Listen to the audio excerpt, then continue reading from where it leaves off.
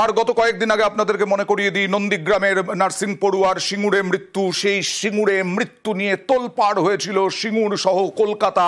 এই দীপালি জানা নার্সিং পড়ুয়া, তিনি আত্মহত্যা করেছেন বলে এখনো পর্যন্ত জানা যাচ্ছে। ময়না তদন্ত হয়েছে এইমসে, কল্যাণীর এইমসে। বাবা মার দাবি মতো, এবং বাবা মা সিবিআইয়েরও দাবি করেছেন আত্মহত্যাই করেছেন, গলায় ফাঁস লেগেই মৃত্যুর উল্লেখ। কথা বলবো, সরাসরি চলে যাব প্রতিনিধি রানার কাছে। কি জানা যাচ্ছে এখনো পর্যন্ত, যে আত্মহত্যা কেন?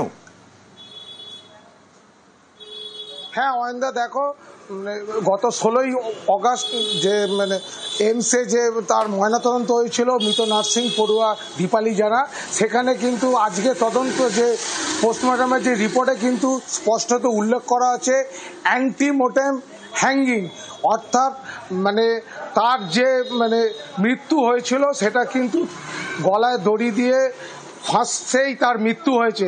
পাশাপাশি তার শরীরে কোনো আঘাতের চিহ্ন ছিল না, ও বাইরের দিক দিয়ে তার যে অ্যাসল্টমেন্ট, তাকে যে হ্যারেস করা হয়েছিল তেমনও কিন্তু চিহ্ন খুঁজে পায়নি। শুধু তোমাকে জানিয়ে রাখি যে 16 তারিখে যে ময়নাতদন্ত হয়েছিল সেখানে চারজন উপস্থিত ছিলেন হচ্ছে যারা পোস্টমর্টমের যে বিশেষজ্ঞ, অর্থাৎ যে সমস্ত যারা। এটা কি সম্পর্কের টানাপোড়েনেই এই ঘটনা ঘটেছে? কারণ নার্সিংহোমের মালিক এবং তার সহযোগীকে গ্রেফতার করা হয়েছিল, সহযোগীর সঙ্গে আরেকজন যাকে গ্রেফতার করা হয়েছে তার সঙ্গে সম্পর্ক ছিল, প্রেম ছিল বলে জানা যাচ্ছিল। রানা, সংক্ষেপে। একদমই তাই। দেখো যেটা হচ্ছে যে একদমই সম্পর্কের টানাপোড়েনের জন্যই কিন্তু এই যে দীপালি জানা নার্সিং পড়ুয়া, সে গত 13 তারিখ সে ওই নার্সিংহোমে কাজে এসেছিল গত 3 দিন আগে। তারপরে দেহরাদুনে বাঙালির ওপরে অত্যাচার মানে একেবারে অবসরপ্রাপ্ত জওয়ানের স্ত্রী, মেয়েকে অকথ্য অত্যাচার পুলিশের। বিস্তারিত জানবো আমাদের প্রতিনিধি সুবীরের কাছ থেকে। কিন্তু সেই সিসি ক্যামেরার ফুটেজটা দেখুন, একেবারে তুলে নিয়ে যাচ্ছে পুলিশ তুলে নিয়ে যাচ্ছে এই বাঙালি অবসরপ্রাপ্ত জওয়ানের স্ত্রী, মেয়েকে হিঁচড়াতে। দেখুন সেই ছবি। অবসরপ্রাপ্ত জওয়ানের, কোথায় থাকেন অবসরপ্রাপ্ত জওয়ান, তার স্ত্রী, মেয়ে দেহরাদুনে থাকেন। সবটা জানবো প্রতিনিধি সুবীরের কাছ থেকে। কেন এরকম করলো পুলিশ? দেখো অয়নদা, এই যে সোদপুরের বসবাসকারী যে বাসিন্দা, তার সে কিন্তু অবসরপ্রাপ্ত জওয়ান বিএসএফ এর, এবং সে এখানেই থাকেন, এবং তার যে স্ত্রী এবং তার মেয়ে, সে কিন্তু কর্মসূত্রে তারা থাকেন হচ্ছে উত্তরাখণ্ডের দেহরাদুন G3 রেসকোর্স এলাকায় থাকেন। এবং সেই জায়গায় দাঁড়িয়ে যেটা হচ্ছে অভিযোগ, সেটা হচ্ছে যে তাদের একটি জমি, সেই জমিতে স্থানীয় এক ব্যবসায়ী মনজিৎ সিং, সেটা কিন্তু তার নজরে আসে এবং সেটা সেদিন দখল করতে চান। এবং যখন দখল করতে পারেন না, যখন তারা প্রতিবাদ করে, তখন কিন্তু পুলিশকে দিয়ে এদেরকে বাড়ি থেকে মারতে পুলিশ কিন্তু নিয়ে যাচ্ছে নেহরু কলোনি থানা, ওখানকার সেই পুলিশ কিন্তু নিয়ে যাচ্ছে এবং থানায় নিয়ে গিয়ে বেধড়ক মারধর করা হয়। তারা বাংলা কথায় বলেছেন, এই কারণে কিন্তু তাদেরকে বেধড়ক মারধর করা হয়। শুধু মারধরই করা হয়নি, তারা থানার মধ্যে এই যে তার স্ত্রী, অবসরপ্রাপ্ত জওয়ানের স্ত্রী, তার মুখের মধ্যে পেরেক খাইয়ে দেওয়া হয়। এবং পাশাপাশি তার যে মেয়ে, তার মাকে ছাড়াতে যায় থানায়, তার মেয়েকে কিন্তু বেধড়ক মারধর করা হয়, যৌনাঙ্গে মারধর করা হয়। এবং এরা কিন্তু এখন আতঙ্ক অবস্থায় রয়েছেন, এরা কিন্তু বিভিন্ন জায়গায় পালিয়ে বেড়াচ্ছেন, পুলিশ এদেরকে বাড়িতে থাকতে দিচ্ছে না, এমনটাই অভিযোগ করছে। এখানে এই যে যারা জমি নিতে চেয়েছিল তাদের কি বিরাট প্রভাব, এই কারণেই বাংলা কথা বলছেন বলে এই অত্যাচার? দেখো এমনটাই অয়নদা, এই যে মনজিৎ সিং, যার নামে অভিযোগ যে এই জমি দখল করতে গিয়েছিল, সে কিন্তু মনজিৎ সিং এলাকার কিন্তু প্রভাবশালী ব্যবসায়ী, এমনটাই জানা যাচ্ছে।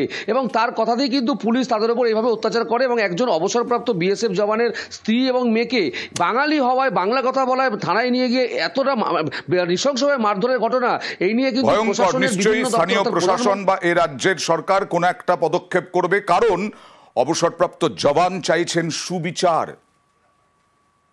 আমার স্ত্রীকে মারধর করা হলো, আমার সম্পত্তির ওপরে প্রচুর প্রভাব। আমাদের পিছনে যে মনজিৎ সিং বলে যে একটা সর্দারজি আছেন, পুলিশকে সাথে নিয়ে, জানি না এত পাওয়ার কে দিল যে পুলিশকে একটা মহিলার উপরে এত অত্যাচার করা। এটা মারধর তো বলানো যাবে না, এটা মারধর নয়।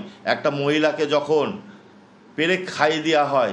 আর আমার একটা ছোট্ট 18 বছরের একটা মেয়ে, তাকে অসম্ভবভাবে পুলিশ স্টেশনের ভিতরে ঢুকিয়ে লাথি মেরে মেরে যৌনাঙ্গকে ড্যামেজ করা হয়েছে। আমরা চাইছি পুরা police station suspend, DM, SP, মহিলা আয়োগ, পিএমও, টোটাল জায়গায় আমরা, আমার ওয়াইফ সব জায়গায় রিপোর্ট করে দিয়েছে অলরেডি। দিল্লির দিকে নজর রাখবো। আজও সংসদ চত্বরে ভাষা বিক্ষোভ, বাঙালি জাত্যাভিমানের শান। আজও সংসদ চত্বরে ভাষা বিক্ষোভ, সংসদ চত্বরে ভাষা বিক্ষোভ তৃণমূলের। বাংলার অপমান মানছি না লিখে পোস্টার, মকরদ্বারের সামনে দাঁড়িয়ে গান, স্লোগান। যে ছবি দেখতে পাচ্ছেন সংসদ চত্বরের ছবি। বাংলার মাটি, বাংলার জল, বাংলার বায়ু, বাংলার। আমাদের সঙ্গে রয়েছেন প্রতিনিধি মৈত্রেয়ী। মৈত্রেয়ী, আজকের কি ছবি, কারা কারা রয়েছেন?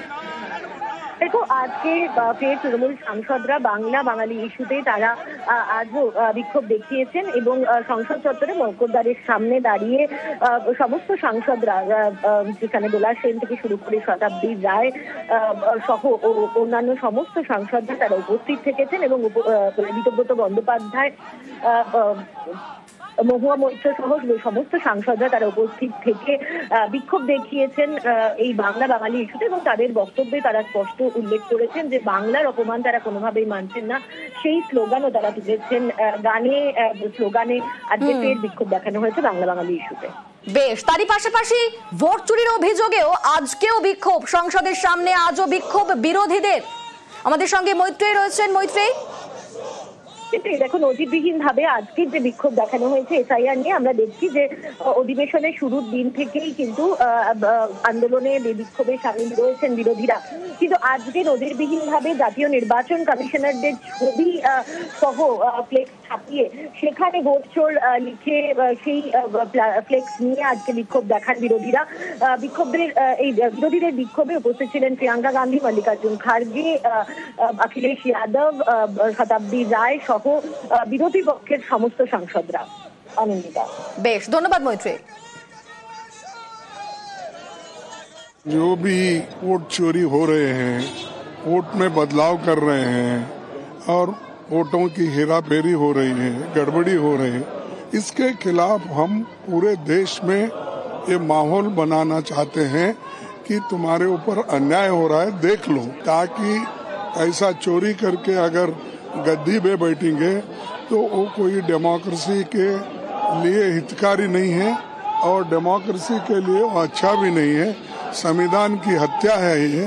और इलेक्शन कमिश्नर धमकी दे रहे हैं हमको, अगर आप अपडेट नहीं दिए 7 दिन में हम वो करेंगे, ये करेंगे। उनके पास एक हथियार है तो हमारे पास भी हथियार है, हम भी वो सुरक्षित रखे वक्त पे खर्च करेंगे।